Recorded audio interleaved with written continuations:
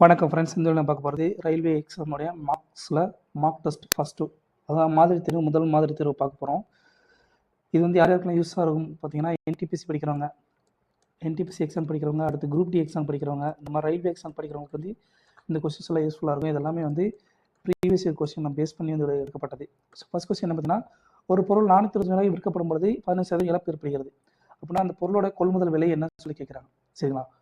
பொருளோட விற்பனை விலை கொடுத்துருக்காங்க 425 ரூபா, இழப்பு சதவீதம் கொடுத்துருக்காங்க. சரிங்களா? நம்ம என்ன இருக்குது, எஸ்பியோட மதிப்பு இருக்குது 425 ரூபா, லாஸ் பர்சன்டேஜோட மதிப்பு 15% வந்து கொடுத்துருக்காங்க. அப்போ லாஸ் பர்சன்டேஜ் லாஸுடைய மதிப்பு என்ன அப்படின்னு பார்த்தீங்கன்னா, லாஸ் வந்து 15% மதிப்பு அப்படின்னா எஸ்பியோட மதிப்பு என்ன இருக்கும், 100 மைனஸ் 15% ஈக்குவல் டு 85% இருக்குமா. விற்பனை விலை என்னவாக இருக்கும், 85% இருக்கும். 85% மதிப்பு கொடுத்தாங்க. ஸோ 85% மதிப்பு எவ்வளவு, 425. அப்படின்னா 1% மதிப்பு என்ன, 425 வகுத்தல் 85. ஸோ இது அடி கொடுத்தீங்க அப்படின்னா 5ன்னு சொல்லி இதோட மதிப்பு கிடைக்கும். சரிங்களா?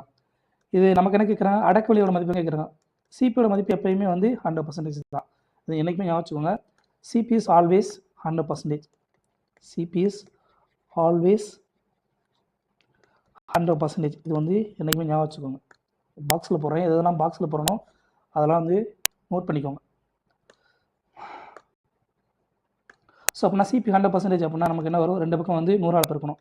ஸோ 425/85 × 100 ஈக்குவல் டு, இது சுருக்கமத்தில் 5ன்னு சொல்லி வரும். இதோட விலை மதிப்பு 500 சொல்லி கிடைக்கும். 500 நமக்கு தேவையான ஆன்சர். அடுத்த கொஸ்டின் பார்த்தீங்கன்னா, எல்சிஎம் ஒரு எண்ணுடைய எல்சிஎம் மீச்சிமா வந்து 153 கொடுத்தாங்க. மீப்போவா எல்சிஎம்னா மீப்போவானா ஹெச்சிஎஃப். சரிங்களா? மீச்சிமா மீப்போவோட மதிப்பு கொடுத்தாங்க. அதில் ஒரு எண்ணோட மதிப்பு 17 அப்படின்னா ரெண்டாவது எண்ணு வந்து என்ன சொல்லி கேட்குறாங்க. ஸோ கான்செப்ட் என்ன பார்த்தீங்கன்னா, இரண்டு எண்களுடைய பெருக்கல் பலன். சரிங்களா? ஒரு நம்பர் அப்புறம் ரெண்டாவது நம்பர், இரண்டு எண்களுடைய பெருக்கல் பலன் எதுக்கு சமமாக இருக்கும்னா அந்த எண்களுடைய எல்சிஎம் அப்புறம் ஹெச்சி கூட பெருக்கல் பலனுக்கு சமமாக இருக்கும். சரிங்களா? இதுதான் வந்து கான்செப்ட். ஸோ இரண்டு எண்களுடைய பெருக்கல் பலன் அந்த எண்களுடைய மீச்சிமா மற்றும் மீப்போவின் பெருக்கல் பலனுக்கு சமம். அப்படின்னா ஒரு எண்ணோட மதிப்பு என்ன கொடுத்தாங்க, 17 சொல்லி கொடுத்தாங்க. இன்னொரு எண் என்ன சொல்லி கொடுத்தாங்க, அதான் நம்ம கண்டுபிடிக்கணும். ஸோ அந்த எண்ணோட எல்சிஎம் எவ்வளவு, 153. ஹெச்சிஎஃப் என்ன இது 17. ஸோ அடி கொடுத்தீங்க அப்படின்னா இரண்டாவது எண்ணோட மதிப்பு என்ன வரும், 17க்கு 17 அடி ஆயிரும். ஸோ இன்னொரு எண்ணோடைய மதிப்பு 153 தான் ஆன்சர். கொடுக்கப்பட்ட நம்பர் இதை வந்து 9ஆல் வகுக்கும்போது கிடைக்கக்கூடிய ரிமைண்டர் என்ன சொல்லி கேட்குறாங்க. ஸோ 9ஆல் வகுப்படுறதுக்கான விதி என்ன, rule for division of 9. Division of 9 என்ன பார்த்தீங்கன்னா, சம் ஆஃப் த டிஜிட்ஸ். சரிங்களா? ஒரு எண்ணுடைய சம் ஆஃப் த டிஜிட்ஸ் வகுத்தல் 9. இதுதான் வந்து கான்செப்ட். அதாவது ஒரு எண் வந்து 9ஆல் வகுப்படணும்னா அதனுடைய இலக்கங்களுடைய கூடுதல் வந்து 9ஆல் வகுப்படணும். சரிங்களா? அப்போது கொடுக்கப்பட்ட நம்பர் நல்லா கவனிங்க, 32622. ஸோ 3 6 9ஆல் அடிபட்டுரும். சரி, மீதி இருக்கிற நம்பர் என்ன, 6. சரிங்களா? அப்போது 6 தான் ரிமைனிங் இருக்கக்கூடிய நம்பர். ரிமைண்டர் வந்து 6 தான்.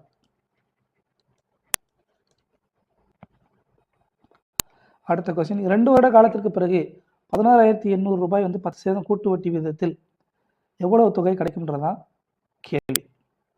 ஸோ இதுக்கு ஃபார்முலா என்ன பார்த்தீங்கன்னா, காம்பவுண்ட் இன்ட்ரெஸ்ட் வந்து அமௌண்ட் கண்டுபிடிக்கிறதுக்கு ஃபார்முலா என்ன பார்த்தீங்கன்னா, அமௌண்ட் கண்டுபிடிக்கிறதுல காம்பவுண்ட் இன்ட்ரெஸ்ட்டில் கூட்டு வட்டியில் என்ன ஃபார்முலா பார்த்தீங்கன்னா, P × 1 + R/100 power T time. இதுதான் வந்து ஃபார்முலா. சரிங்களா? நமக்கு வந்து அமௌண்ட்டை கேட்குறாங்க. ஸோ இதை வச்சு போடனாலும் போட்டுக்கலாம். ஸோ அப்படி போட்டிங்க அப்படின்னா அமௌண்ட்டோட மதிப்பு என்ன வரும், பிரின்சிபலோட மதிப்பு எவ்வளவு, 16,800 × 1 + ஆருடைய மதிப்பு என்ன, 10/100 பவர் எத்தனை வருஷம், 2 வருஷம். ஸோ இதை சுருக்கிங்க அப்படின்னா என்ன வரும், 16,800 × இது அடி இருக்கும் மொத்தத்தில் 11/10 பவர் ஸ்கொயர் வரும். சரிங்களா? இது சுருக்கும் மொத்தத்தில், அதாவது 110/100 சொல்லி வரும். அதை சுருக்கமத்தில் 11/10 ஸ்கொயர். So into 11/10 மாற்றிக்கலாமா. அப்போ அடி எடுத்திங்கன்னா 2 0க்கு 2 0 அடி ஆயிரும். அடுத்து 168 × 121 மதிப்பு 20,328 தான் ஆன்சர். ஸோ இப்படியும் போடலாம். அப்படி இல்லை அப்படின்னா 2 வருஷத்துக்கு இதே 3 வருஷம் 4 வருஷம் அந்த மாதிரி கேட்டாங்கன்னா மல்டிபிளேஷன் நிறைய போகும் இல்லையா? அப்போ 2 வருஷத்துக்கு நம்ம என்ன பண்ணலாம் அப்படின்னா ஃபஸ்ட் இயர், இது வந்து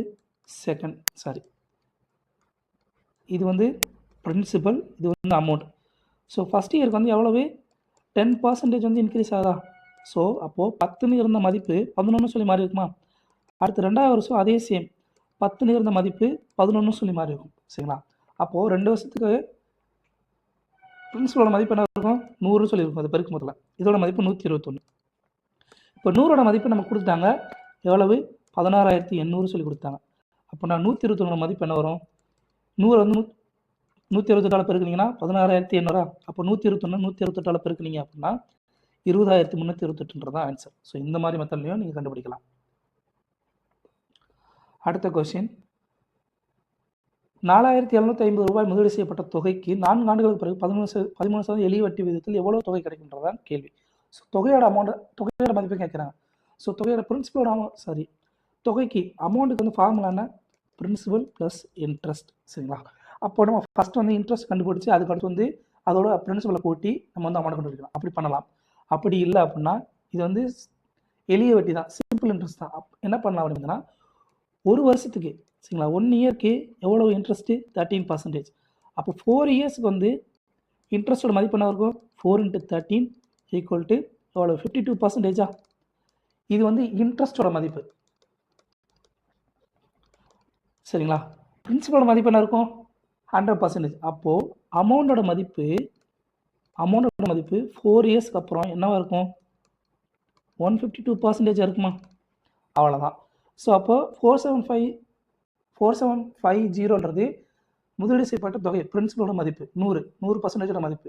அப்போ 150% மதிப்பு என்ன வரும்? 152 இன்ட்டு, சரிங்களா, அமௌண்டோட மதிப்பு 152/100 இன்ட்டு எவ்வளவு? 4750. ஸோ இது சுருக்கத்தில் நமக்கு என்ன கிடைக்கும்? அமௌண்ட்டு 7,220 சொல்லி கிடைக்கும். சரிங்களா? அவ்வளோதான். அப்படி இல்லை அப்படின்னா நீங்கள் SI principal into number of years into rate of interest upon 100 போட்டு ஃபஸ்ட்டு வந்து இன்ட்ரெஸ்ட் கண்டுபிடிச்சி அதோட வந்து பிரின்சிபல் வந்து கூட்டினீங்க அப்படின்னா நமக்கு தேவையான ஆன்சர் கிடைக்கும். அடுத்த கொஸ்டின் என்ன பார்த்தீங்கன்னா, ஒரு ரயில் 473 மீட்டர் நீளமுள்ள பாலத்தின் ஒரு முனையில் உள்ள ஒரு சிக்னலை கடக்க 35 வினாடிகள் எடுத்துக்கொள்கிறது. ரயில் பாலத்தை கடக்க 78 வினாடிகள் எடுத்துக்கொண்டால் ரயிலோட நீளம் வந்து என்ன கிடைக்கும்? ஸோ ரயிலோட நீளம் வந்து ரயிலோட லென்த்து நமக்கு தெரியாது, நம்ம வந்து எக்ஸ்ன்னு எடுத்துக்கலாம். சரி, பிரிட்ஜோட லென்த் என்ன? பிரிட்ஜோட லென்த்து 473 மீட்டர் சொல்லி கொடுத்தாங்க. இங்கே நம்ம வந்து இந்த மாதிரி ரயில் கணக்குலாம் நம்ம ஃபஸ்ட்டு பார்க்க வேண்டியது கொடுக்கப்பட்ட யூனிட்லாம் சேமாக இருக்க பாருங்க. இங்கே மீட்டரில் இருக்குது, இங்கே செகண்ட்ஸில் இருக்குது. அப்போ பிரச்சனை இல்லை. சப்போஸ் இங்கே கிலோமீட்டரில் கொடுத்து இங்கே செகண்டில் கொடுத்துருந்தாங்களோ இல்லை ஹவர்ஸில் மாற்றி கொடுத்துருந்தாலோ நம்ம அதை வந்து ஒரே சேம் யூனிட்டில் மீட்டர்னா செகண்டுக்கு மாற்றணும், செகண்டில் இருக்கணும். கிலோமீட்டர்னா ஹவரில் இருக்கணும். சரிங்களா? இப்போது லென்த் வந்து நீளம் வந்து மீட்டரில் இருந்ததுன்னா டைம் வந்து செகண்டில் இருக்கணும். அது நீளம் வந்து கிலோமீட்டரில் இருந்தால் டைம் வந்து ஹவரில் இருக்கணும். சரிங்களா? அப்படி இருந்தால் மட்டும்தான் நம்ம வந்து கணக்கு வந்து பண்ண முடியும். அப்படி இல்லைன்னா நம்ம வந்து அது கன்வெர்ட் பண்ணணும். ஸோ இங்கே வந்து நமக்கு என்ன கொடுத்துருக்காங்க? ரயிலோட லென்த்து கேட்டிருக்காங்க, பிரிட்ஜோட லென்த்து கொடுத்துட்டாங்க. இப்போது ஒரு சிக்னலை கடக்க 35 வினாடி. சரிங்களா? ரயில்வே பாலத்தை கடக்க 78 வினாடி. சரிங்களா? அப்போ ரயிலோட நீளம் வந்து என்ன சொல்லிக்கிறது? ஸோ இங்கே வந்து நமக்கு வந்து இப்போது ட்ரெயினோட ஸ்பீடு வந்து கான்ஸ்டன்ட். சரிங்களா? ட்ரெயினோட ஸ்பீடு கான்ஸ்டன்ட். அப்போது ஸ்பீடோட மதிப்பு என்ன? டிஸ்டன்ஸ் அப்பான் டைமா. ஸோ இப்போது ஒரே ஒரு சிக்னலை கடக்கிறதுக்கு 35 வினாடி. சரிங்களா? அப்போது அது ஸ்பீடு 1 எடுத்துக்கலாம். அதே நேரத்தில் ஸ்பீடு 1. அதே மாதிரி அந்த பாலத்தை கடக்கிறதுக்கான ஸ்பீடும் சேம் தான். சரிங்களா? அதே ஸ்பீடு 1. இப்போது ஃபஸ்ட்டு டிஸ்டன்ஸ் என்ன? இப்போ வந்து நமக்கு வந்து சிக்னல் கிடக்கிறதுக்கு எவ்வளோ? சிக்னலை கிடக்கிறதுக்கான டைம், இங்கே வந்து பிரிட்ஜை கிடக்கிறதுக்கான டைம். சரிங்களா? அப்போ அப்போ சிக்னலில் கிடக்கும் போதில் நமக்கு வந்து என்ன வரும், ரயிலோட லென்த்து டிஸ்டன்ஸ் அப்பான் ஸ்பீடு. இங்கே வந்து டிஸ்டன்ஸ் என்னது, ரயிலோட லென்த்து தான் வகுத்தல். அதாவது நம்ம எப்படி எழுதலாம் அப்படின்னா, ஸோ ஃபஸ்ட்டு கேஸில் வந்து நம்ம சிக்னலில் கிடக்குறது சிக்னலு, இங்கே வந்து பிரிட்ஜ். ஸோ ரெண்டுலேயுமே ஸ்பீடு வந்து கான்ஸ்டன்ட். அப்போ இங்கே d1 upon d1 equal to இங்கே d2 அப்பான் d2. சரிங்களா, இங்கே ஸ்பீடு வந்து கான்ஸ்டன்ட் தானே. அப்போது ஃபஸ்ட் கேஸில் வந்து நமக்கு வந்து சிக்னல் கிடக்கிறதுக்கு என்ன லென்த் வரும், ட்ரெயினோட லென்த்து மட்டும்தான். அதே நேரத்தில் 35 வினாடியில் கிடக்குது. சரிங்களா, அடுத்து ட்ரெயினோட லென்த்து ப்ளஸ் பாலத்தோட லென்த்து 473 மீட்டர் அப்பான் எவ்வளவு டைம் 78 செகண்ட். சரிங்களா, அப்போது இதை கிராஸ் மல்டிப்ளை பண்ணிங்கன்னா கடைசியில் எக்ஸோட மதிப்பு 385 கிடைக்கும். சரிங்களா, இதை வந்து சிம்பிளிஃபை பண்ணணும் அப்படின்னு நினச்சிங்கன்னா என்ன பண்ணலாம் அப்படின்னு பார்த்தீங்கன்னா, நல்லா கவனிங்க. இங்கே வந்து மாறக்கூடியது எது அப்படின்னு பார்த்தீங்கன்னா, ஃபஸ்ட்டு கேஸில் வந்து ட்ரெயினோட லென்த்து டைம். ரெண்டாவது கேஸில் எக்ஸ்ட்ரா பிரிட்ஜோட லென்த் ஆட் ஆகும் போதில் எக்ஸ்ட்ரா டைமிங்கும் ஆட் ஆகுது. சரிங்களா, அப்போது கான்செப்ட் என்ன, இங்கே ஷார்ட்கட்டு எக்ஸ்ட்ரா லென்த்துக்கு எக்ஸ்ட்ரா டைம் ஆட் ஆகுதா, அவ்வளோதான். அப்போது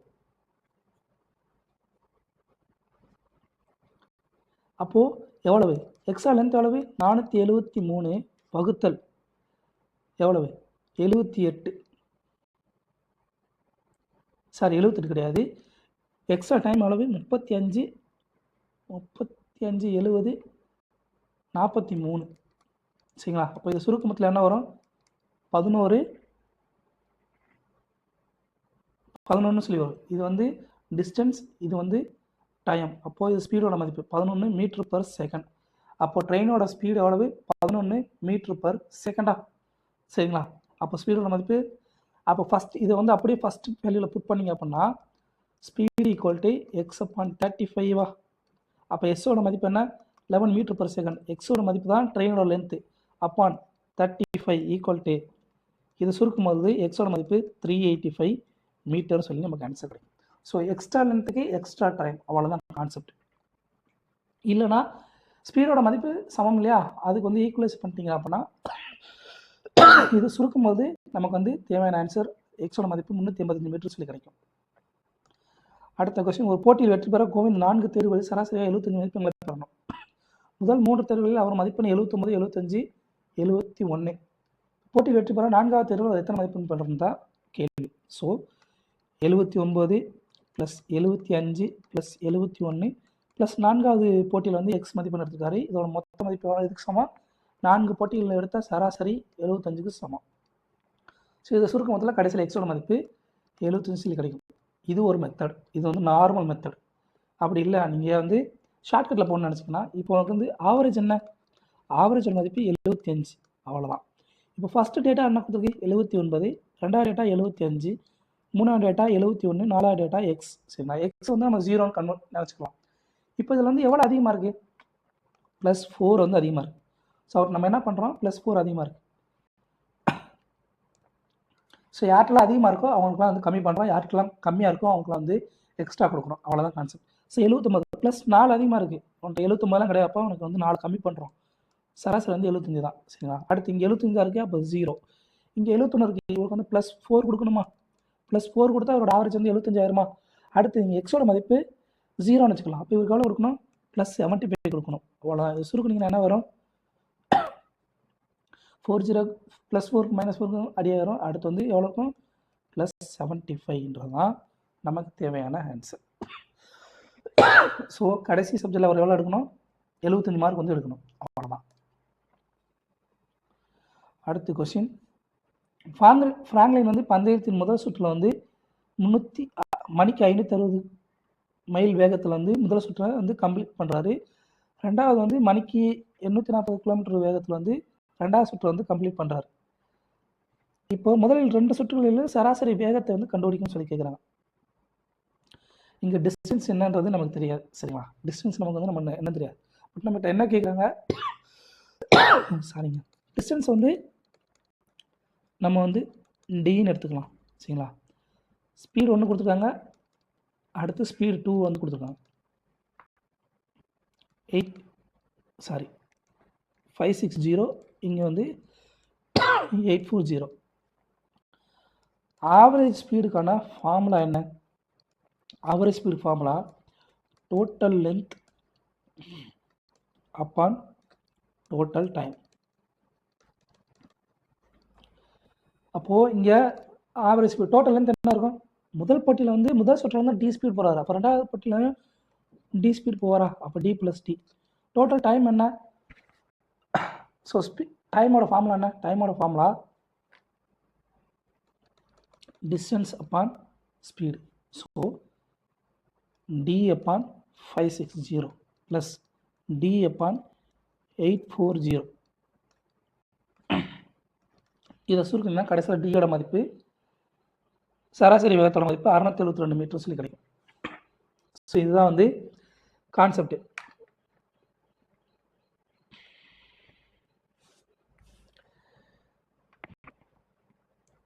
ஸோ இதை சுருக்கலாமா? அப்போ 2D அப்பான் இதை பிறகுன்னா 840D, சாரி 560க்கும் 840க்கும் எல்சி பார்த்தீங்கன்னா என்ன வரும்? 10, 56, 84. 14 அடி கொடுத்தோம்னா 4 14 56, 5 6 14 84. அடுத்ததாக 2வது அடி எடுத்தோம்னா 2 இங்கே 3. ஸோ பெருக்கு மொத்தத்தில் 140, 280, 280 × 6 எவ்வளோ வரும்?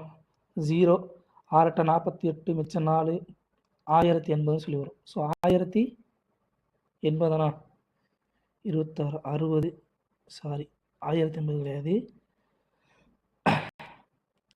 10 6 8 48, 8 மிச்சம் 4, 2 12 16 வரும். 2 12 அடுத்த 4 1680 சொல்லி இதோட எல்சிஎம் இருக்கும். சரிங்களா? 1680. ஸோ இது பிறகுங்க அப்படின்னா எடுத்து நடக்கும் 3 தடவை வருமா? 3D. இங்கே பிறகுங்கன்னா 2 தடவை போகுமா? 2D. இதை சுருக்கும் பொழுது 2D இன்ட்டு இங்கே கீழே இருக்க வகுத்தில் இருக்க மேலே பக்கத்தில் பெருக்கலாம் வரும் 1680 அப்பான் 5Dன்னு வருமா? அப்போ டிக்கு டி அடி ஆயிரும். அடுத்ததான் இங்கே 10/2, அப்போது 168 × 4 அதோட மதிப்பு என்ன வரும்? 8 32, 8 32 மிச்சம் 4, 6 24, 8 மிச்சம் 8 32 மிச்சம் 3, 6 16 16 64 67. ஸோ 672 மீட்டர்னு சொல்லி ஆன்சர் கிடைக்கும். Average speed meter per miles per செகண்டா? 672 தான், அவ்வளோதான். Mile per hour. சரிங்களா? ஸோ இதுதான் வந்து கான்செப்ட். அப்படி இல்லை அப்படின்னா 2xy அப்பான் x + y இதுதான் ஃபார்மெட். ஆவரேஜ் ஸ்பீடு 2 ஸ்பீடு கொடுத்து அதோடைய ஆவரேஜ் ஸ்பீடு கேட்டாங்கன்னா இதுதான் வந்து ஷார்ட்கட். இந்த ஷார்ட்கட்டில் போட்டிங்க அப்படின்னா 2 × 560 × 840 அப்பான் இது ரெண்டையும் கூட்டிங்கன்னா எவ்வளோ வரும்? 00 900 1400. ஸோ 00க்கு 00 அடி ஆயிருமா? அடுத்து 14 அடி எடுத்தனா 1 14 14, 7 14 84, 5 14 70, 6 14 84, சாரி 6 14 84. ஸோ அடி கொடுத்தீங்க அப்படின்னா 112 × 6 672 மீட்டர் மைல்ஸ் பர் செகண்ட். சரிங்களா? இது வந்து 2 ஸ்பீடு கொடுத்து அதோடைய ஆவரேஜ் ஸ்பீடு கேட்டாங்கன்னா இதான் வந்து ஃபார்முலா. சரிங்களா? இந்த ஃபார்மெட்லேயும் போடலாம், இல்லை நீங்கள் total length upon total time இந்த ஃபார்மெட்டை போட்டாலும் நீங்கள் போடலாம். ஸோ இது வந்து உங்களுக்கு கம்ஃபர்டபுளோ அது வந்து ஞாபகம் வச்சுக்கோங்க. இது 2 ஸ்பீடு கொடுத்து அந்த மாதிரி பண்ணாங்கன்னா இதுதான் வந்து கான்செப்ட். அடுத்த கணக்கு 7 எண்களோட சராசரி 145. ஒரு எண்ணை நீக்கினால் சராசரி மாறாமல் இருக்கும் பிரித்தெடுக்கப்பட்ட எண் வந்து என்னோட சொல்லிக்கிறேன். ஸோ 7 நம்பரோட சராசரி 145. இப்போ 6 நம்பரோட ஒரு நம்பர் நீக்கிட்டாங்க, 6 நம்பரோட சராசரி என்னன்னு எனக்கு கேட்கலாம். நீக்கப்பட்ட நம்பர் வந்து ஸோ இப்போ சராசரியோட மதிப்பும் மாறாமல் தான் இருக்குது. சரிங்களா? 7 நம்பரு இங்கே ஆவரேஜ். ஸோ நல்லா கவனிங்க, ஆவரேஜோட மதிப்பு மாறாமல் இருந்தால் வெளியில் போன நம்பரோட மதிப்பும் சேம் தான். வெளியேற்றப்பட்ட நம்பரோட மதிப்பும் சேம் தான் 145. ஏன்னா ஆவரேஜ் வந்து அது எந்த ஒரு தாக்கத்தை உருவாக்கல. அப்போ சேம் வேல்யூ தானே வெளியே போயிருக்கணும். புரியுதா? இப்போ ஏதாவது இப்போ அவர் வெளியே போகிறாரு அப்படின்னா நமக்கு ஏதாவது லாஸும் இல்லை நட்டமும் இல்லை அப்படின்னா அவர் என்ன கொண்டு போகிறாரு? அவரோட சம்பளத்தை மட்டும் தான் கொண்டு போவார். அப்போ 145ன்றதான் ஆன்சர். அப்படி இல்லை அப்படின்னா நீங்கள் நார்மல் மெத்தடில் போடணும்னு நினச்சிங்கன்னா, கான்செப்ட் வைஸாக போடணும்னு நினச்சிங்கன்னா 7 × 145 மதிப்பு எதுக்கு சமம்? 6 × 145 மைனஸ் எக்ஸுக்கு சமம். ஸோ சுருக்கினீங்க அப்படின்னா 1 × 145 ஈக்குவல் டு எக்ஸோட மதிப்பாக இருக்குமா? வெளியில் போனது இந்த ஒரு நம்பர் தானே, ப்ளஸ் எக்ஸ்னு வெளியில் ஒரு நம்பர் போயிருக்கலையா? எக்ஸோட மதிப்பு 145ன்றதான் ஆன்சர். ஸோ இப்படியும் போடலாம். அடுத்து எல்பிஜி சிலிண்டர் வந்து 660 825 அது அதிகரித்துள்ளது. சிலிண்டருக்கு செலவிடப்படும் தொகை அப்படியே இருக்க நுகர்வில் எவ்வளோ சதவீதம் வந்து குறைக்கப்படும் சொல்லி கேட்குறாங்க. கான்செப்ட் என்ன அப்படின்னு பார்த்தீங்கன்னா, price into consumption equal to total expenditure. சரிங்களா? எக்ஸ்பெண்டிச்சர் செலவு equal to expenditure equal to பொருளோட விலை இன்ட்டு நுகர்வு கன்சம்ஷன். அப்போ செலவும் ப்ரைஸும் கன்சம்ஷனும் ஒன்றுக்கொன்று எதிர்த்தது. சரிங்களா? ஒன்றுக்கொன்று எதிர்த்தது. ப்ரைஸோட விலை அதிகமாகும் போதில் நம்ம வந்து கன்சம்ஷன் குறைப்போம், நுகர்வு வந்து குறைப்போம். இப்போ 10 ரூபாய்க்கு விற்ற பொருள் வந்து 12 ரூபாய்க்கு ஆயிடுச்சு அப்படின்னா நம்ம வந்து செலவு மாற்றாமல் சேம் செலவு தான் பண்ணணும் அப்படின்னா பொருளோட வாங்குற எண்ணிக்கை வந்து குறைப்போம். சரிங்களா? அப்போது செலவும் கன்சம்ஷன் வந்து ஒன்றுக்கொன்று எதிர்த்தது. சரிங்களா? இப்போது என்ன கொடுத்துருக்காங்க? 660 வந்து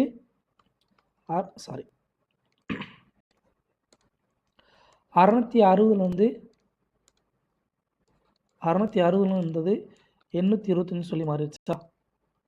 சரிங்களா? இது ப்ரைஸோட மதிப்பு. அப்போ கன்சம்ஷன் என்னவா இருக்கணும்? 825 இருந்து 660 மாறி இருக்கணுமா? அப்படி மாறினாதான் பொருளோட விலை, சரிங்களா, இதோட விலையும் இதோட பெருக்கப்படணும் சமமாக இருக்கும். சரிங்களா? நமக்கு வந்து கன்சம்ஷன் வந்து எவ்வளோ குறைச்சானா செலவிடப்படும் தொகையோட மதிப்பு சேமாக இருக்கும்னு சொல்லி கேட்குறாங்க. ஸோ அப்போ எவ்வளோலேருந்து எவ்வளோ மாறி இருக்குது? 825 620 தான் மாறி இருக்குது. ஸோ இதை சுருக்கும் பொழுது 825 எவ்வளவு? 620. அப்போ எவ்வளோ குறைஞ்சிருக்கு? 620னா 725னா 65. ஸோ 165 வந்து 165 வந்து கம்மியாக இருக்குது. சரிங்களா? அப்போது 165 சரிங்களா பர்சன்டேஜோட மதிப்பு என்ன வரும்? குறைந்த அளவு 165 அப்பான் இனிஷியல் பர்சன்டேஜ் எவ்வளவு? 825 × 100. ஸோ இதை சுருக்கும் போது எவ்வளோ வரும்? எத்தனை தடவை போகும்? 5 தடவை போகுமா? ஸோ ஈக்குவல் டு 1/5 × 100 20% வந்து நம்ம வந்து கன்சம்ஷன் வந்து குறைக்கணும். அவ்வளோதான். ஸோ ப்ரைஸும் கன்சம்ஷன் ஈக்குவல் டு செலவுக்கு சமமா? இப்போ செலவான மதிப்பு நமக்கு 660 × 825. ஆரம்பத்தில் அதே செலவு தான், இறுதியிலும் 825 660 × 825. சரிங்களா? அவ்வளோதான். அப்போ கன்சம்ஷனோட மதிப்பு இனிஷியலாக 825 660 சொல்லி மாறி இருக்கும். எவ்வளோ குறைஞ்சிருக்கு? 165 குறைஞ்சிருக்கு. ஸோ டிகிரீஸ் பர்சன்டேஜோட மதிப்பு என்ன? டிகிரீஸ்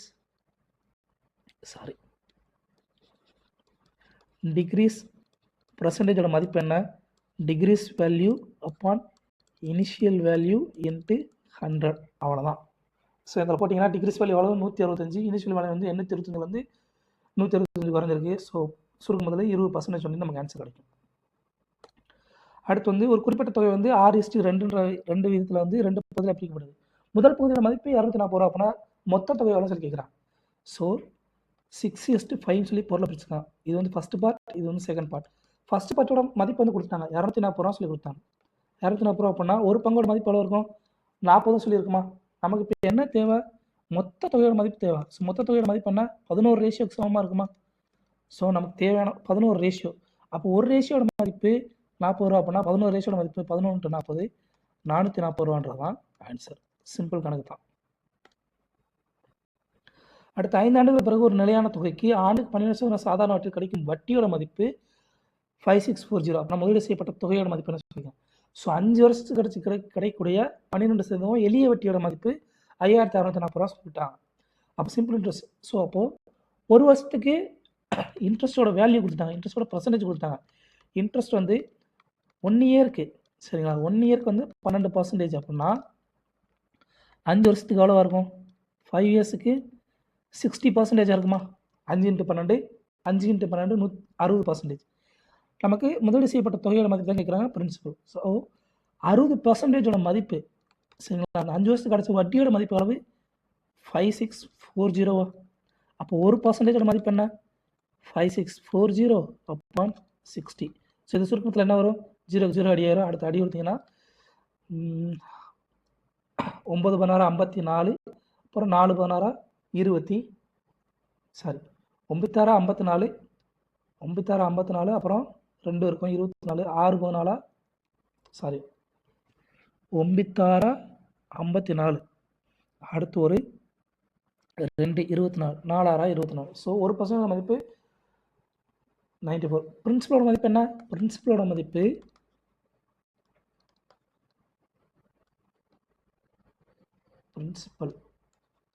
பிரின்சிபலோட மதிப்பு எப்பயுமே 100%. 100% மதிப்பு என்ன வரும், இது 100ஆல் பெருக்கிங்கன்னா இன்ட்டு 100 9400 தான் ஆன்சர். ஸோ இதுதான் வந்து நம்ம ஷார்ட்கட்டாக பண்ணுறது. இல்லை நீங்கள் ஃபார்முலா படி பண்ண நினச்சிங்கன்னா SI = PNR upon 100. இந்த ஃபார்முலா போட்டிங்கன்னா SIயோட மதிப்பு 5640, பிரின்சிபலோட மதிப்பு தெரியாது. So into number of years எத்தனை வருஷம் 5 வருஷம் இன்ட்டு ரேட் ஆஃப் இன்ட்ரெஸ்ட் 12% கொடுத்தீங்கன்னா உங்களுக்கு ஆன்சர் வந்து பிரின்சிபலோட மதிப்பு வந்து உங்களுக்கு கிடைச்சிடும். அவ்வளோதான். இந்த ஃபார்மட்லேயும் நீங்கள் போடலாம். அடுத்த கொஸ்டின், சோப்பு பெட்டிகள் 120 சோப்பு பெட்டிகள் 75 சோப்பு பெட்டிகள் பயன்படுத்தப்பட்டன. பெட்டியில் எத்தனை சதவீதம் சோப்பு பெட்டிகள் மீதமுள்ளது தான் கேள்வி. ஸோ 125 ரிமைனிங்கோட மதிப்பு பர்சன்டேஜில் கேட்குறாங்க. ரிமைனிங் சோப்போடைய மதிப்பு என்ன, ரிமைனிங் சோப்ஸோட மதிப்பு என்ன, 125 75 பயன்படுத்தப்பட்டுருச்சு அப்படின்னா மீதி எவ்வளோ இருக்கும் 175 upon -75 = 50 சோப்பு வந்து மிச்சம் இருக்கும். இப்போ நமக்கு என்ன கேட்குறாங்க, மீதமுள்ள சோப்போட பர்சன்டேஜோட மதிப்பு கேட்குறாங்க. ஸோ நமக்கு என்ன தேவை பர்சன்டேஜோட மதிப்பு தான் தேவை. மீதி எவ்வளோ இருக்குது 50. இனிஷியல் எவ்வளோ இருந்துச்சு 125 × 100. சுருக்கும்போது என்ன வரும், இது 2 இது 5, ஸோ 40% சொல்லி நமக்கு ஆன்சர் கிடைக்கும். ஆல்ஃபா மற்றும் பீட்டாவின் வயது வீதம் 2:5. அவர்களின் வயதின் கூட்டுத்தொகை வந்து 245 எனில் அவற்றின் வயதுக்கு இடையே உள்ள வேறுபாட்டை வந்து காணணும்னு சொல்லி கேட்குறாங்க. ரொம்ப சிம்பிள். அவங்களுடைய வயசோட மதிப்பு கொடுத்துருக்காங்க. இங்கே வந்து ஆல்ஃபா, இங்கே ஆல்ஃபா, இங்கே பீட்டா. வயதோட விகிதம் என்ன 2:5. சரிங்களா, இப்போது 2:5 அப்படின்னா அதில் மொத்த கூட்டுத்தொகை எவ்வளோ இருக்கும் 7:க்கு சமமாக இருக்குமா. 7 மதிப்பு எவ்வளோ கொடுத்துட்டாங்க 245 சொல்லி கணக்கிலே கொடுத்துட்டாங்க. அப்போ ஒரு ரேஷியோட மதிப்பு என்ன வரும் 7 எடுத்திங்கன்னா 3 21, 5 35. ஒரு ரேஷியோட மதிப்பு 35. நமக்கு என்ன தேவை, அவங்க 2 பேர் வயதுக்குடைய உள்ள வித்தியாசத்துக்கு அவங்களோட வயதுடைய வித்தியாசம் எவ்வளவு 3 ரேஷியோவா. அப்போ 3 ரேஷியோட மதிப்பு 3 × 35 105 வயசுன்றது தான் ஆன்சர். அடுத்து சிம்பிளிஃபை பண்ண சொல்லி கேட்குறாங்கப்பா. போர்டு மாஸ் ஃபஸ்ட்டு ப்ராக்கெட் பண்ணணும், அடுத்து ஆஃப், அடுத்து டிவிஷன், மல்டிப்ளிகேஷன், அடுத்து அடிஷன், கடைசியாக சப்ஸ்ட்ராக்ஷன். சரிங்களா, இதுதான் வந்து ஆர்டர். ப்ராக்கெட்டில் எந்த ப்ராக்கெட் பண்ணணும் ஃபஸ்ட்டு இதுதான் பெரிய ப்ராக்கெட், அடுத்து இதுக்கு அடுத்து இது ஸ்மால் ப்ராக்கெட், இதுக்கு அடுத்து இந்த சின்ன ப்ராக்கெட். இதுதான் ஆர்டர். இந்த ப்ராக்கெட் ஃபஸ்ட் முடிக்கணும்னா அதுக்கடுத்து இந்த ப்ராக்கெட், அதுக்கடுத்து இந்த ப்ராக்கெட். ஸோ ஃபஸ்ட்டு பண்ண வேண்டியது இந்த சின்ன ப்ராக்கெட். சரிங்களா, சின்ன ப்ராக்கெட் என்ன, இங்கே 250 மைனஸ் 250 மைனஸ் 90 மைனஸ் 120 மைனஸ் வகுத்தல் 10 மைனஸ் 30 மைனஸ் 60 வகுத்தல் 3 வகுத்தல் 10. சரிங்களா, இதுதான் வந்து கொடுத்துருக்காங்க. ஸோ அப்போ என்ன வரும், இங்கே ஃபஸ்ட்டு இதை சுருக்கணும் அப்படின்னா இது அடிக்கும் மொத்தத்தில் 20 வரும். சரிங்களா, இதை சுருக்கணும்னா 20 வரும். அப்போ 30 மைனஸ் 20, அப்போ இதோட மதிப்பு என்ன வரும் 10ன்னு சொல்லி வரும். சரிங்களா, 30 மைனஸ் 20 10. ஸோ இங்கே -10, இங்கே வகுத்தில் இருக்குது, இங்கே வகுத்தில் இருக்குது. ஸோ இதை சுருக்கும் போது என்ன வரும் 12ன்னு சொல்லி வரும். ஸோ 12 மைனஸ் 10 வகுத்தல் 10.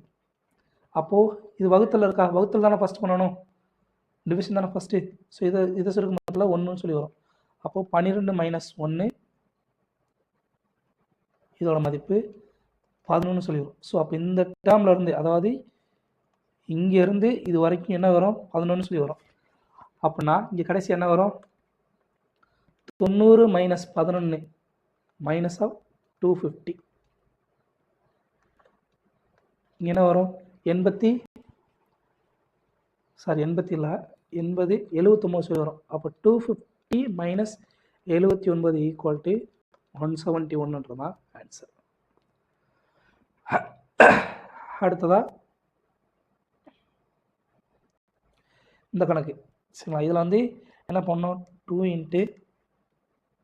54 × 17 × 54 × 17 வகுத்தல் 2 × √289 வகுத்தல் 2 ×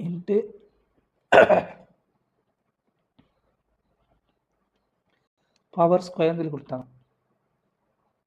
அப்போ ஃபஸ்ட் என்ன பண்ணணும், இந்த இருக்கிறதுலே ஸ்மாலாக இருக்கிறது இங்கே தான்.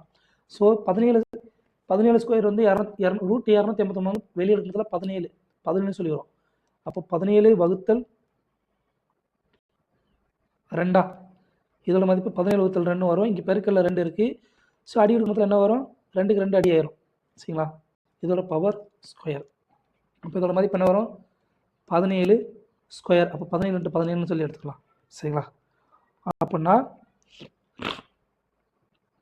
இதோட மதிப்பு இங்கே என்ன இருக்குது, இதோட இங்கே கிடைக்கக்கூடிய இந்த மதிப்பை வந்து நம்ம வந்து வகுக்கணும் சரிங்களா. இதை வந்து நம்ம வந்து வகுக்கணும். அப்போ இங்கே 17 × 17 தான் இருக்குது. ஸோ இதை கொண்டு போய் இங்கே 17 × 17 சொல்லி போடும்போது என்ன வரும், 17க்கு 17 அடி வரும். அப்போ என்ன இருக்கும் மிச்சம் கடைசியாக 2 × 54 × 54 சொல்லியிருக்கும்.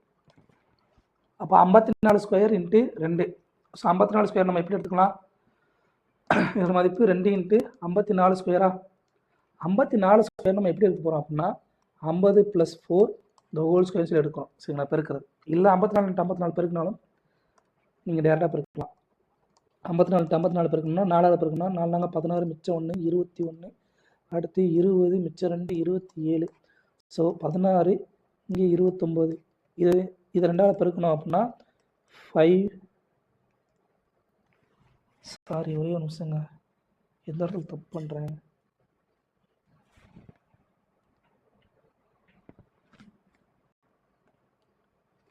டூ 196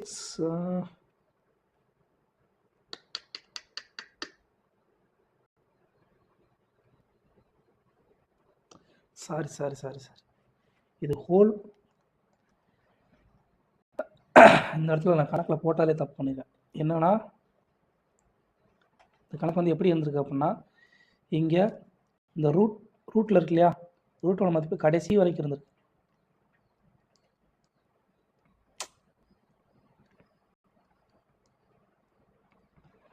ஸோ அப்போ இதோட மதிப்பு என்ன வரும், 2 × 17/√2 ஹோல் ஸ்கொயர்னு சொல்லி வந்திருக்குமா.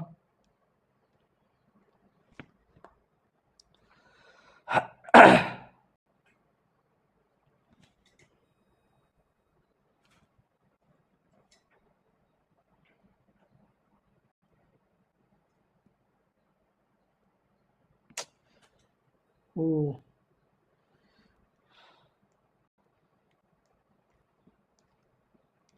17 the whole square. இப்போ இது அடி இருக்கும் மொத்தம் என்ன வரும், இங்கே 4 சொல்லி வரும், இங்கே 2 சொல்லி வரும். அப்போ இதோட மதிப்பு ஓவராலாக 2 × 17 ஸ்கொயர் சொல்லி வருமா. ஸோ இதோட அதாவது இந்த இது கூட ஸ்கொயர் சரிங்களா.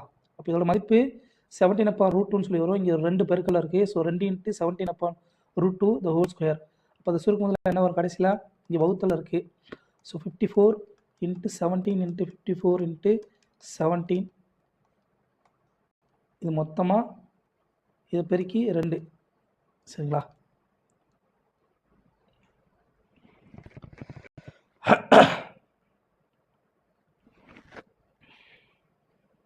எஸ். அப்போ கடைசி இங்கே என்ன வரும், 17க்கு 17 அடியாயிரும். அடுத்து என்ன வரும், 2 × 54 × 54 வகுத்தல் 2 சொல்லி வரும் சரிங்களா. இங்கே வகுத்தல் அப்போது 2க்கு 2 அடியாயிரும். அப்போ 54 ஸ்கொயர் 2196 ஆன்சர். ஸோ இந்த இடத்துல வந்து சாரி இதுதான் கான்செப்ட். இந்த இடத்துல வந்து நான் வெறும் 289க்கு மட்டும் ரூட் இருக்கா வந்து நம்ம எடுத்துக்கிட்டேன். அதான் நம்ம பண்ண தப்பு. அடுத்து கொடுக்கப்பட்ட நம்பர் வந்து எது 12ஆல் வகுப்படும் சொல்லி கேட்குறான். ஸோ 12ஆல் ஒரு நம்பர் வந்து வகுப்படணும் அப்படின்னா அதை 2ஆக பிரிங்க. 3ஆலே வகுப்படணும், 4ஆலே வகுப்படணும். இதுதான் வந்து சிம்பிளஸ்ட் கான்செப்ட். ஸோ 4ஆல் வகுப்படணும்னா என்ன கான்செப்ட் அப்படின்னா கடைசி 2 நம்பர் லாஸ்ட் 2 டிஜிட் சரிங்களா, கண்டிப்பாக 4ஆல் வகுப்படணும். சாரி, லாஸ்ட் 2 டிஜிட் கொஞ்சம் இந்த சைடு தள்ளி எடுத்துக்கிறேன். ஸோ லாஸ்ட் 2 டிஜிட்ஸ் வந்து கட்டாயம் வந்து 4ஆல் வகுப்படணும். இது 3ஆல் வகுப்படுறதுக்கு என்ன கான்செப்ட் அப்படின்னா சம் ஆஃப் டிஜிட்ஸ் வந்து கட்டாயம் 3ஆல் வகுப்படும். இதுதான் கான்செப்ட். ஸோ அப்போ ரெண்டையுமே செக் பண்ண அப்படின்னா நமக்கு தேவையான ஆன்சர் கிடச்சிடும். சரிங்களா, அப்போது இதுதான் வந்து கான்செப்ட்.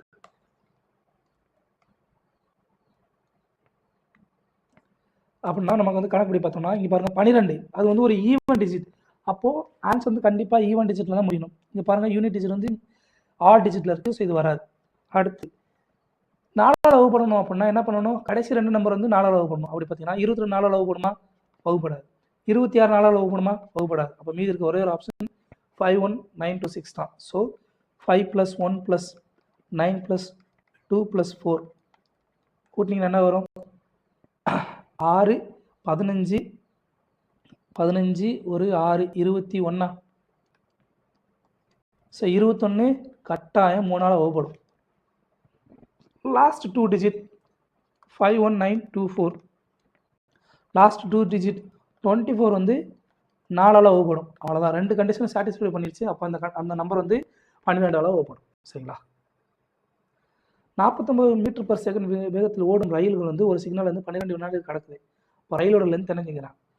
ஸோ ஸ்பீடோட மதிப்பு என்ன, சாரி டிஸ்டன்ஸோட மதிப்பு என்ன, நமக்கு என்ன கேட்குறாங்க, ரயிலோட டிஸ்டன்ஸோட மதிப்பு ஸ்பீடு இன்ட்டு டைம். ஸ்பீடோட மதிப்பு என்ன 49 மீட்டர்/செகண்ட். இங்கே டைம் வந்து செகண்டில் தான் இருக்குது. அப்போ ஒன்றும் பிரச்சனை இல்லை. அப்போ என்ன வரும், ஸ்பீடோட மதிப்பு 49 இன்ட்டு டயத்தோட மதிப்பு என்ன 12 செகண்ட் பெருக்குனிங்கன்னா இது எப்படி பெருக்கலாம் அப்படின்னா 50 - 1 இன்ட்டு 12 பெருக்கலாம்.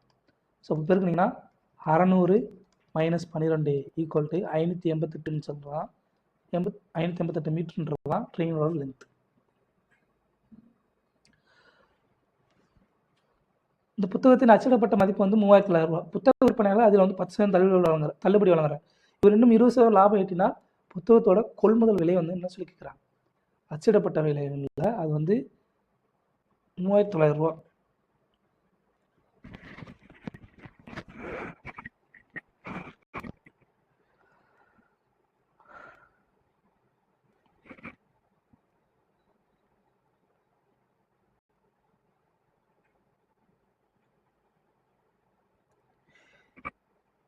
The book has a printed value of 3,900. A bookseller offers 10% discount on it if he still earns a profit of 120%, then purchase price of the book.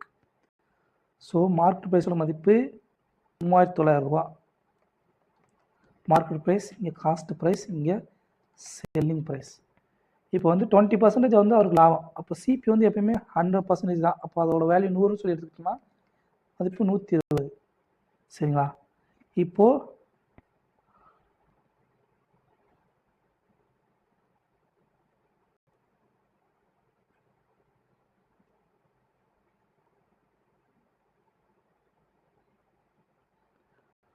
%10 வந்து தள்ளுபடி கொடுக்குறாரு.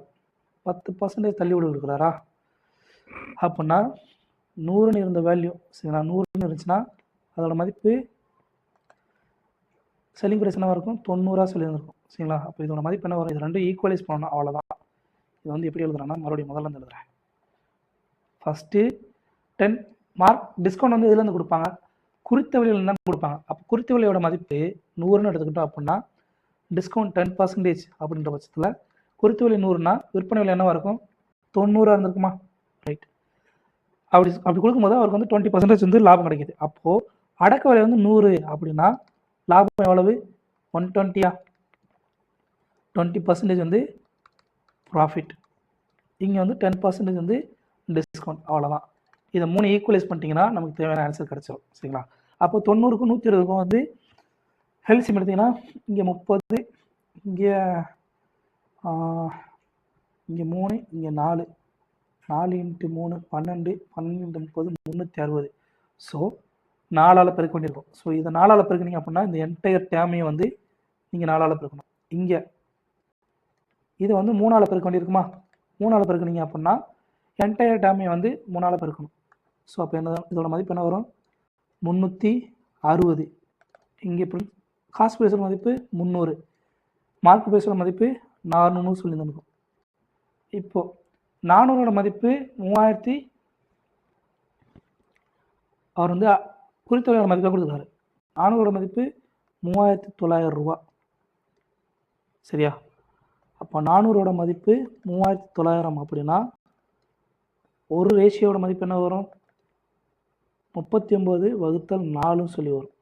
நமக்கு என்ன தேவை, 360 ரேஷியோட மதிப்பு தான் தேவை. அதாவது சாரி என்ன கேட்குறாங்க, ஆமாம் விற்பனை விலையோட நீட்டினால் புத்தகத்தின் கொள்முதல் விலை 100% மதிப்பு தான் கேட்குறாங்க. அப்போ 100% மதிப்பு சாரி கொள்முதல் விலை 300. ஸோ 300 ரேஷியோட மதிப்பு சிபியோட மதிப்பு 39/4 × 300. ஸோ இது பெருக்குனீங்க அப்படின்னா என்ன வரும், 40 எடுத்துக்கிட்டால் கூட கிட்டத்தட்ட 3000க்கு நெருக்கமாக வரும். 40 எடுத்தால் 10ன்னு சொல்லி வரும். கிட்டத்தட்ட 3000க்கு நெருக்கமாக இருக்கிற ஒரே ஆப்ஷன் இது மட்டும்தான். ஸோ பெருக்கியே பார்த்துலாமே.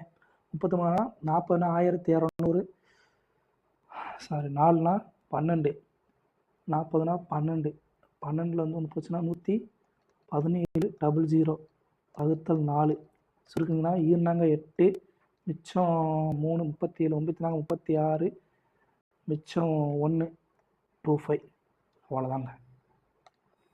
ஸோ நம்ம என்ன பண்ண போகிறோம் அப்படின்றா, market price, cost price, selling price எழுதிக்கிறோம். சரிங்களா? குறித்த விலை, அடக்க விலை, விற்பனை விலை.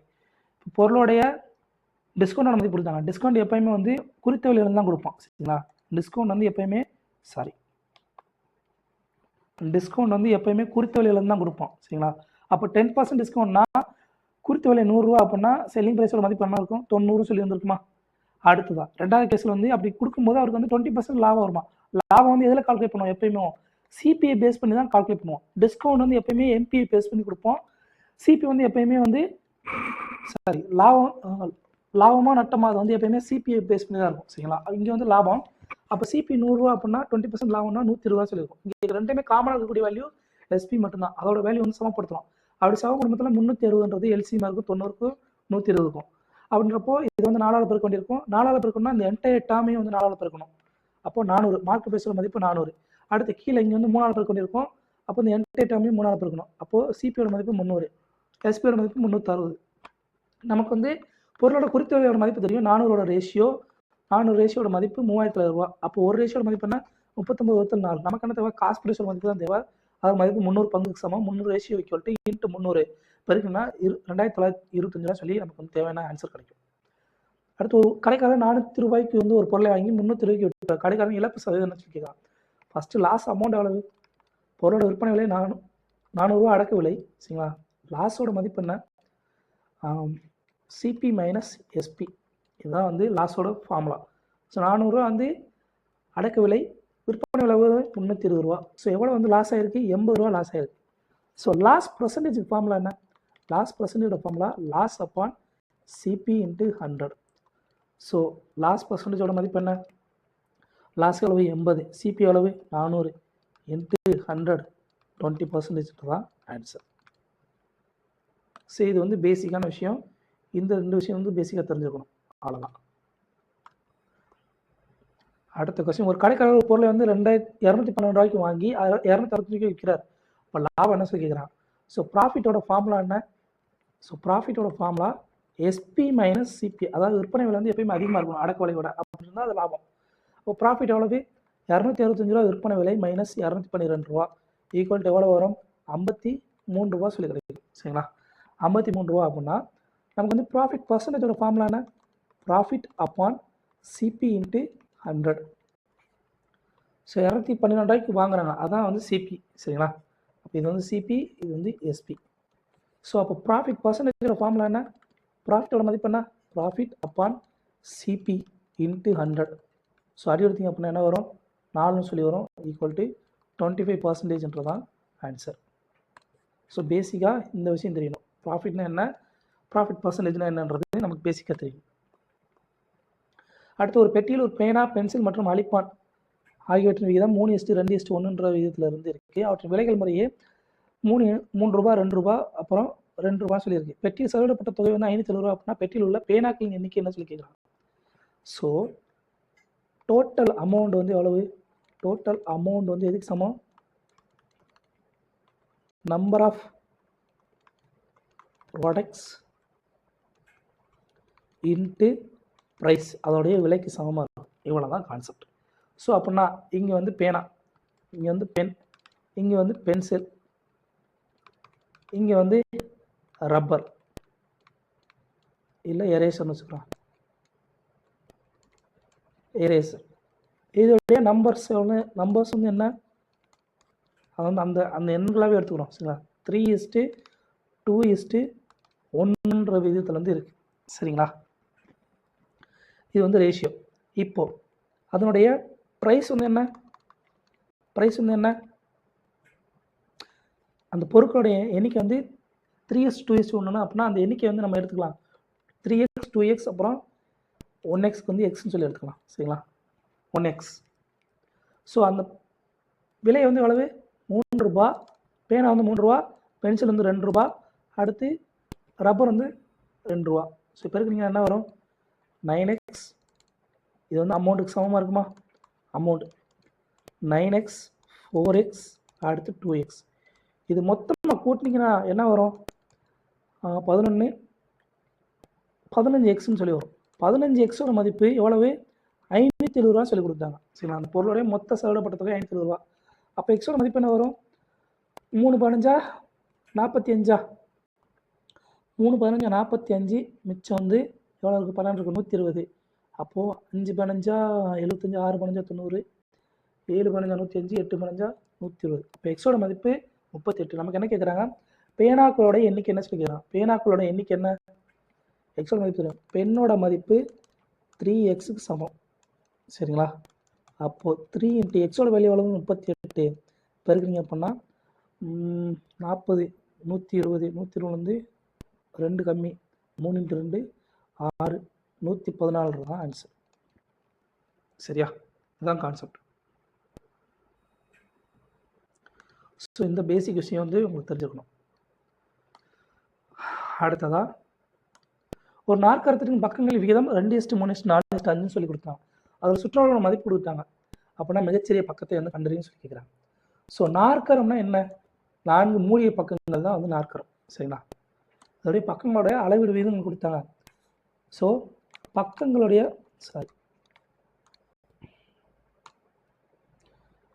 சைடுடைய மதிப்பு என்ன, சைஸ் நம்ம என்ன எடுத்துக்கலாம், 2x 3x 4x 5xன்னு கொடுக்கலாம். அந்த எக்ஸ்ன்ற இடத்துல என்ன வேல்யூ வேணால் இருக்கலாம். அப்போ ஒரு டோட்டல் எவ்வளவு, டோட்டல் எவ்வளோ பார்த்தீங்கன்னா அதோடைய சுற்றளவோட மதிப்பு என்ன கொடுத்தாங்க. ஸோ இங்கே 2x, சாரி இது 2x வேணும், இது 2x, இது 4x, இது 3x, இது 5xன்னு சொல்லி வச்சுக்கிட்டோன்னு வச்சுக்கோங்களேன். உதாரணத்துக்கு சொல்லு, நாற்கரம்னா என்ன, 4 மூடிய பக்கங்கள் தான் வந்து நாற்கரம் சரிங்களா. அப்படின்னா இதோடைய டோட்டல் வேல்யூவோட மதிப்பு என்ன, இதை கூட்டினீங்கன்னா 5x 9x 5 10 14x. இந்த 14xோட மதிப்பு 560 சென்டிமீட்டர் சொல்லி கொடுத்தாங்க. அப்போ எக்ஸோட மதிப்பு என்ன வரும், 14னா 4 14 56, 40 சென்டிமீட்டர் வருமா. நமக்கு என்ன கேட்குறாங்க, மிகச்சிறிய பக்கம் என்ன, கொடுக்கப்பட்ட மிகச்சிறிய பக்கம் 2x. அப்போ 2xோட மதிப்பு மிகச்சிறிய பக்கம் 2x = 2 × 40 80 சென்டிமீட்டர்ன்றது தான் ஆன்சர் சரியா. ஒரு உலகத்துணியின் மதிப்பு ரூபாய் 370 444 அதிகரித்துள்ளது. அப்போ அதிகரிப்பு சதவீதத்தை காணும்னு சொல்லி கேட்குறாங்க. ஸோ இனிஷியலாக இருந்த வேல்யூ 370 ஃபைனலான வேல்யூ எவ்வளவு, 444 சரிங்களா. அப்போ எவ்வளவு கூடியிருக்கு, 74 வந்து கூடியிருக்கு, 74 தானே கூடியிருக்கு, எஸ் +74 கூடியிருக்கு. அப்போது இன்க்ரீஸ் பர்சன்டேஜோட மதிப்பு என்ன? இன்க்ரீஸ் பர்சன்டேஜோட மதிப்பு என்ன அப்படின்னு பார்த்தீங்கன்னா increase value upon initial value into 100. அவ்வளோதான், இதுதான் கான்செப்ட். ஸோ அப்போ இன்க்ரீஸ் வேல்யூ எவ்வளவு இங்கே கணக்கில் 74 அப்பான் இனிஷியல் வேல்யூ எவ்வளவு 370 இன்ட்டு 100 அடி கொடுத்தீங்கன்னா என்ன வரும் 2. ஸோ ஈக்குவல் டு 0 அடி வரும். இங்கே 2 20% வந்து இன்க்ரீஸ் ஆகிருக்கும். அவ்வளோதாங்க. மூலைவட்டமான 90 சென்டிமீட்டர் அளவுள்ள சதுரத்தின் பரப்பளவை காண்கன்னு சொல்லிக்கிறாங்க. ஒரு சதுரத்துடைய மூலைவட்டத்தோட மதிப்பு கொடுத்தாங்க. அதோடைய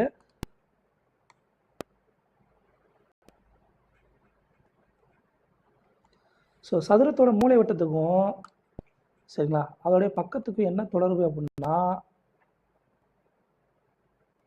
ரொம்ப சிம்பிள். சதுரத்தோட பக்கம் ஏ அப்படின்னு எடுத்துக்கிட்டீங்க அப்படின்னா சதுரத்தோட மூலைவட்டத்தோட மதிப்பு A√2. அந்த பக்கத்தோட √2 பெருக்குனா அதுதான் வந்து மூலைவட்டத்தோட மதிப்புக்கு சமம். சரிங்களா? அப்போது டயகனல் மூலைவட்டத்தோட மதிப்பு மூலைவிட்டம் சதுரத்தின்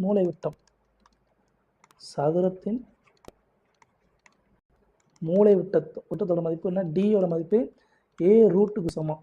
இங்கே இந்த மதிப்பு என்ன கொடுத்தாங்க? அப்போ A√2ஓட மதிப்பு மூலைவிட்டம் வந்து 90 சென்டிமீட்டர் சொல்லி கொடுத்தாங்களா? இப்போ A√2 இந்த அப்போது இந்த 90 வந்து எப்படி எழுதலாம்? 45 × 2ன்னு எழுதலாமா? இந்த 2 எப்படி எழுதலாம் அப்படின்னா √2 இன்ட்டு ஸ்டெப்பாக எழுதுறேன். 45 2 வந்து எப்படி எழுதலாம்னா √2 × √2ன்னு சொல்லி எழுதலாம். Equal to A√2. A√2 வந்து இதோட மதிப்பு என்ன? A × √2ன்னு அர்த்தம். இப்போ √2க்கு √2 அடியே வரும். அப்போ ஏவோட மதிப்பு 45√2. நமக்கு என்ன கேட்குறாங்க? சதுரத்தோட பரப்பளவு தான் கேட்குறாங்க. சதுரத்தோடைய பரப்பளவுக்கு சதுரமுடைய பரப்பளவு ஃபார்முலா என்ன? A². அவ்வளோதான்.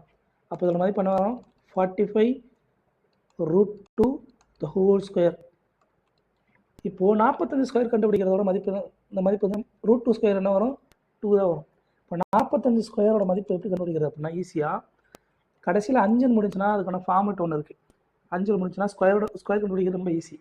இப்போ 5² என்ன? 25 முடிஞ்சு. அதுக்கு முன்னாடி என்ன நம்பர் இருக்கோ அந்த நம்பருக்கு அடுத்த நம்பரோட பெருக்கிடுங்க. அதுக்கு முன்னாடி என்ன நம்பர் இருக்குது? 4 இருக்குது. So 4 × 5 equal to 20 × 25. ஸோ அதோட மதிப்பு என்ன வரும்? 20 25 45 ஸ்கொயரோட மதிப்பு இன்ட்டு 2 ஈக்குவல் டு 40/50 சென்டிமீட்டர் ஸ்கொயர்ன்றதான் ஆன்சர். சரிங்களா? அவ்வளோதான். இது வந்து 45 ஸ்கொயர் கண்டுபிடிக்கிறது. 5ல் முடிகிற மாதிரி ஒரு நம்பர் இருந்துச்சுன்னா அதோட ஸ்கொயர் கண்டுபிடிக்கிறது இதுதான் வந்து ஃபார்மேட். கடைசி நம்பர் 5னா 5 ஸ்கொயர் அப்படியே எழுதிக்கோங்க 25. அதுக்கு முன்னாடி என்ன நம்பர் இருக்கோ அதுக்கு அடுத்த நம்பரோட பெருக்கிடுங்க.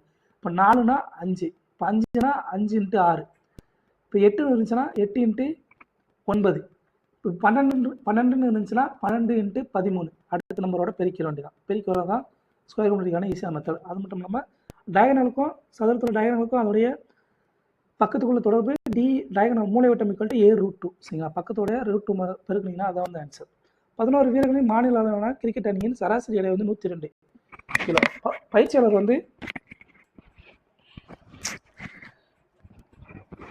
பயிற்சியாளர் வந்து சேரும்பொழுது சராசரி எடை வந்து 1 கிலோ வந்து அதிகரிக்குது. சரிங்களா? ஒரு நிமிஷம். அப்போது 11 வீரர்களுடைய சராசரி எடை வந்து 102. அப்போ அவங்களுடைய மொத்த எடை என்ன இருக்கும்? 11 × 102 ப்ளஸ் பயிற்சியாளர் ஒருத்தர் வராரு, ஒரு நபர், அவரோட வெயிட் வந்து எக்ஸ்ன்னு வச்சுக்கலாம். இதோட மதிப்பு இப்போ என்ன ஆயிடுச்சு? 12 பேர் மொத்தோட எடை 1 கிலோ அதிகமாகிடுச்சு. ஸோ 12 × 102 + 1. புரிஞ்சுதா? இதுதான் வந்து கான்செப்ட். இப்போ இது சுருக்கமத்தில் கடைசியில் 114 சொல்லி வரும். இது வந்து கான்செப்ட். ஷார்ட்கட்டில் பண்ணணும்னு நினச்சிங்கன்னா 11 பேர் அவங்களோட ஆவரேஜ் அளவு 102. சரிங்களா? இப்போ ஒருத்தர் ஆடாக முதல்ல டோட்டல் ஆவரேஜ் வந்து என்னவாகுது 1 கொடுது 103 சொல்லி கொடுது. அப்போது மாஸோட வெயிட்டு எக்ஸ்ட்ரா தானே இருக்கும். மாஸோட வெயிட் என்ன வரும் பார்த்தீங்கன்னா, மாஸோட வெயிட்டு இனிஷியலாக இருந்த வெயிட் என்ன ஃபைனல் வேல்யூ 103 ப்ளஸ்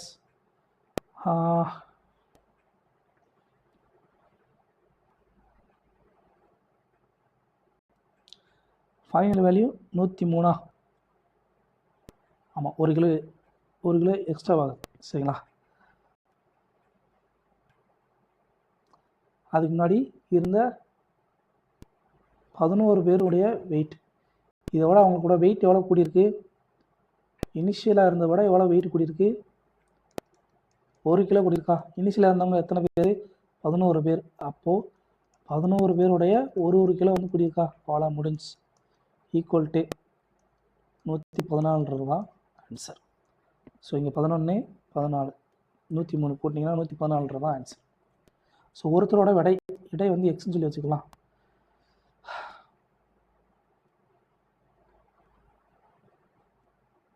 ஸோ இது வந்து நார்மல் மெத்தட். ஷார்ட்கட்டில் போன நினச்சிங்கன்னா ஃபைனல் வேல்யூ என்ன 103 மாறுதா, அது வந்து குறைஞ்சபட்ச மாஸ்டரோட எடையாக இருக்கும். சரிங்களா? ஆனால் வந்து இங்கே ஒவ்வொருத்தருக்கும் வந்து ஒரு கிலோ கொடுக்குதுன்னா, அவங்க முதல்ல இனிஷியலாக இருந்தவங்க எத்தனை பேரோ அவங்களோட வந்து எவ்வளோ இன்க்ரீஸாக வெயிட்டோ அதை வந்து பெருக்கி வரக்கூடிய விடையை வந்து ஃபைனல் ஆவரேஜோடு வந்து கூட்டிட்டீங்க அப்படின்னா நமக்கு தேவையான மாஸ்டரோட எடை வந்து கிடச்சிடும். 94 சென்டிமீட்டர் பக்கமுள்ள சமபக்க முக்கோணத்தின் பரப்பளவை காணுங்கன்னு சொல்லி கேட்குறாங்க. ஸோ ஈக்குவலேட்டர் ட்ரையாங்கல், சரிங்களா? சமபக்க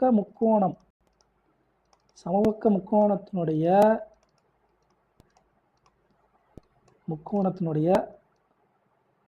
பரப்பளவுக்கு ஃபார்முலா என்ன, √3/4 a².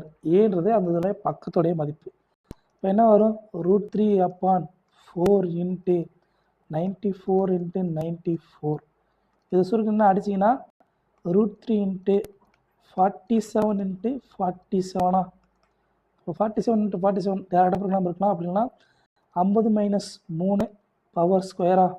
அப்போ 50² + 3² - 2 × a - b ஹோல் ஸ்கொயர் ஃபார்முலாவில் போட்டிங்கன்னா 2 × 50 × 3 2500 + 9 - 100 300.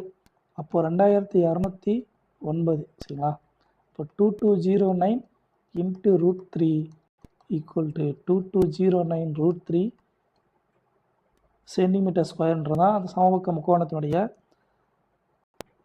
பரப்பளவு.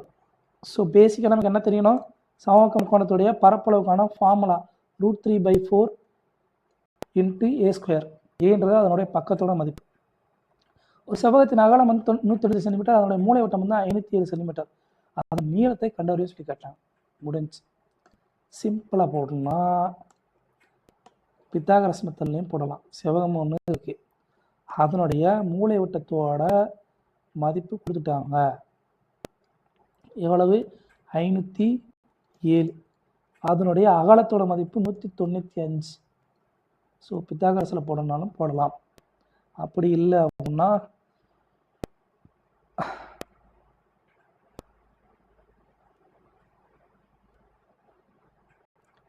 ஒரே ஒரு நிமிஷங்க.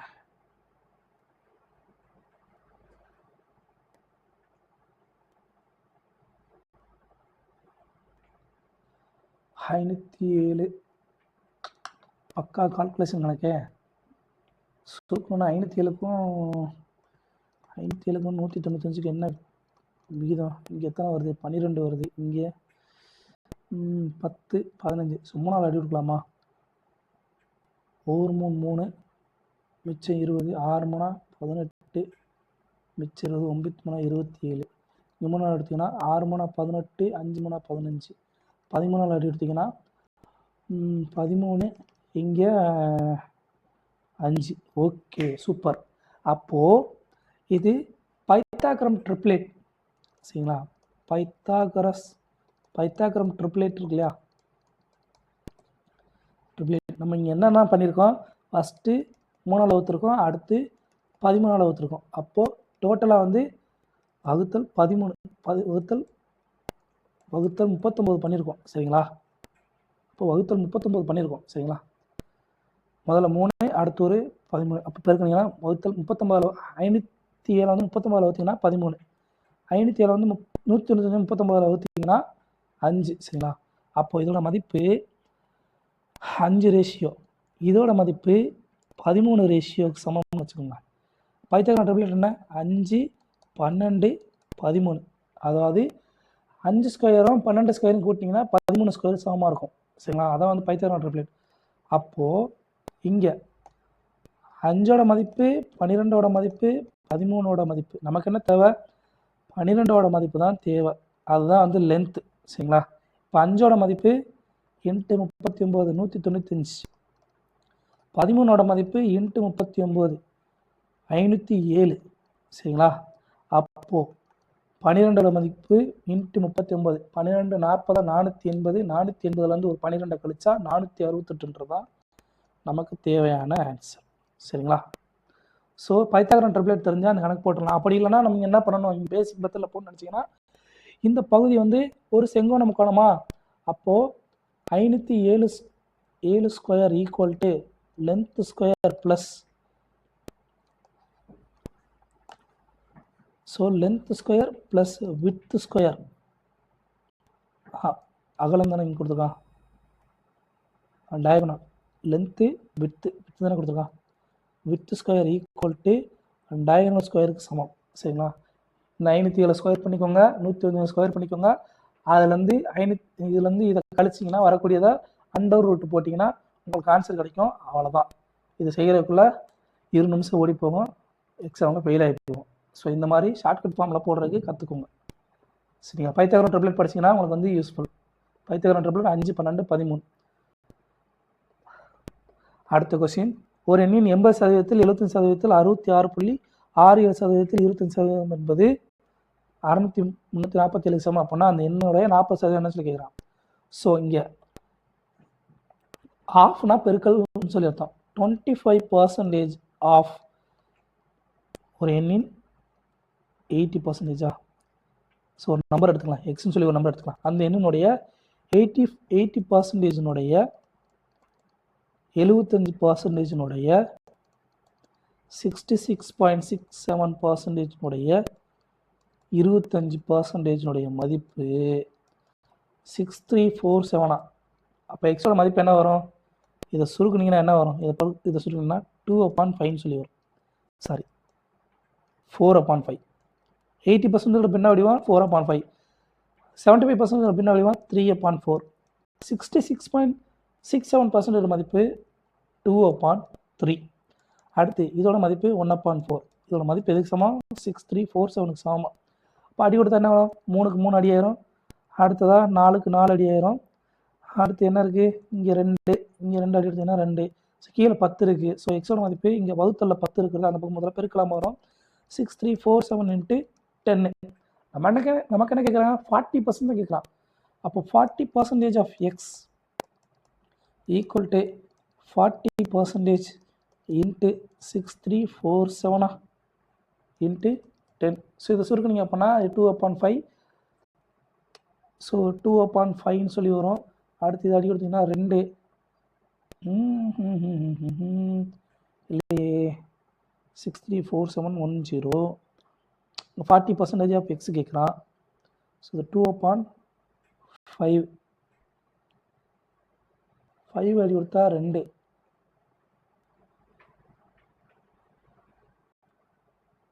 2 × 2 இருக்கு இல்லையா, ஆமாம்.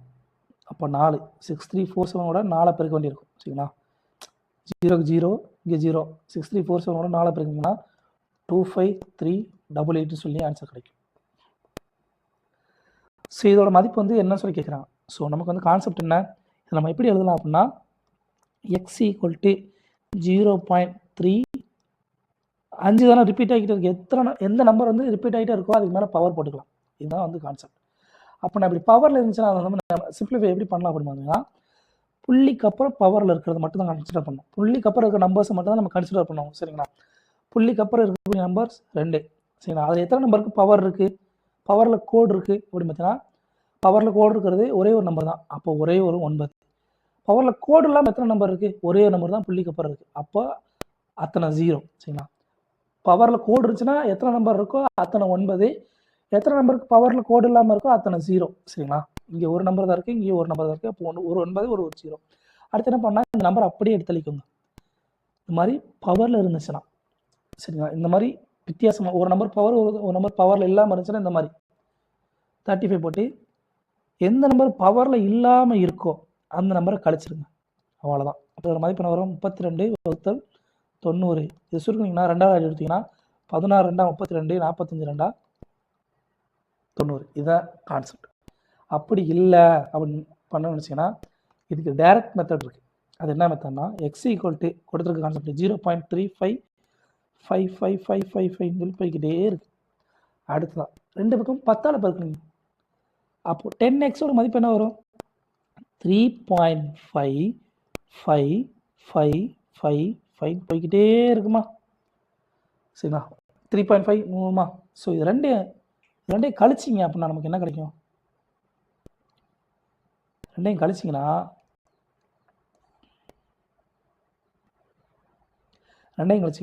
9x ஈக்குவல் டு இது கழிக்கும் போதில் இதுவும் 0 0 ஆயிரும். இதுவும் அடிக்கும் போதில் 0 0 0 0 போய்கிட்டே இருக்கும். அப்போ 3.2ன்னு சொல்லி வரும்.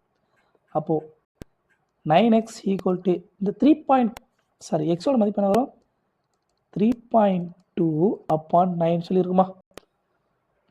ஸோ இங்கே தசமத்தில் இருக்குது, இங்கே கீழே இருக்குது. அப்போ என்ன பண்ணலாம்? ரெண்டு பக்கமும் மேலே தசமத்துக்கு அப்புறம் ஒரு ஸ்தானம் தான் இருக்குது. சரி, புள்ளிக்கு அப்புறம் ஒரு தசம் இருக்கிறனால 10ஆல் பெருக்கணும். சின்ட்டு 10ஆல் பெருக்கிங்கன்னா 32 வகுத்தல் 90. இதை சுருக்கினீங்கன்னா 16 வகுத்தல் 45. இதை தான் இங்கே பண்ணியிருக்கோம். சரிங்களா? ஸோ இது வந்து கான்செப்ட், இது வந்து ஷார்ட்கட். சரிங்களா? அடுத்தது சுருக்கு சொல்லி கேட்டிருக்காங்கப்பா. ஒரு மதிப்பு என்னன்னா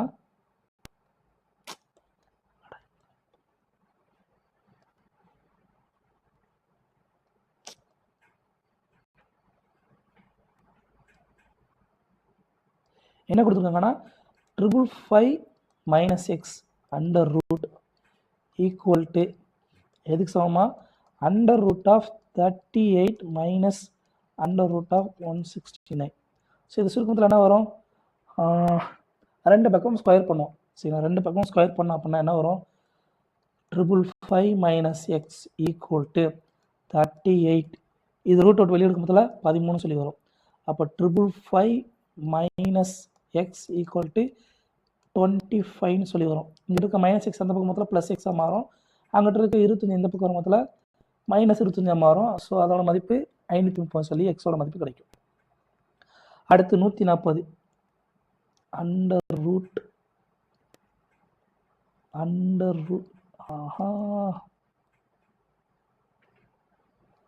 ஸோ இது எப்படி எழுதிக்காங்கன்ற நான் எழுதுறேன். So 140 minus under root of 368 minus under root of 37 plus under root of 144. இங்கே ஒரு பெருக்கல், இங்கே ஒரு இது, அடுத்து இங்கே ஒரு இது.